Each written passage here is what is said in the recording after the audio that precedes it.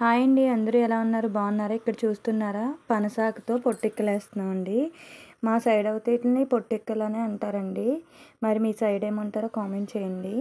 దాన్ని అయితే మామూలుగా అయితే 3 ఆకులతోటి చేస్తారండి. మేము సింగిల్ ఆకుతోటే చేసామండి చిన్న చిన్నవి. ఇదిగోండి జస్ట్ ఏమీ లేదండి. పొట్టిక్కకి ఆకుని ఇలా బొట్టు కింద తయారు చేసుకుని అందులో పిండేసుకొని కింద మనం కదలకుండా ఒక గ్లాస్ అనేది పెట్టుకోవాలండి. నేను మార్నింగ్ పిల్లలకి స్కూల్కి వెళ్ళేటప్పుడు చేశానండి ఇవి. వాళ్ళకైతే డిఫరెంట్గా బాగా నచ్చినాయండి. చూడండి ఇలా పెట్టేసుకున్నాను. కుక్కర్లో పెట్టేశానండి. ఇది మన ఇష్టం, గిన్నెలో కూడా పెట్టుకోవచ్చు. వాటర్ పోసుకొని కుక్కర్లో అదిగోండి 4 గ్లాసులే పడుతున్నాయండి. మేము పిల్లలు వెళ్ళిన తర్వాత వేసుకున్నాం. పిల్లలకైతే 4 గ్లాసులు పెట్టేసామండి.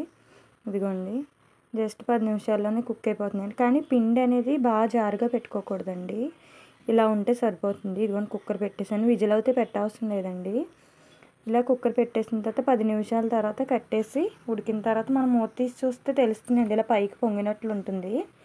ఆ తర్వాత స్టవ్ ఆపేసి ఒక 10 నిమిషాల నుంచి ప్లేట్లోకి తీసుకున్న వెంటనే మటుకి ఎప్పుడు పొట్టిక్కలు అనేది వెంటనే తీయకూడదండి. పిండి దానికి అంటుకుపోతుంది. తీసి బయట పెట్టి ఒక నిమిషం ఆగి తీస్తే అసలు ఆకుకి ఏమాత్రం అంటుకోదండి. చూడండి ఎంత బాగా వచ్చిందో పొట్టిక్కలు అనేది. చాలా స్పాంజీగా చాలా టేస్టీగా కూడా ఉంటాయండి.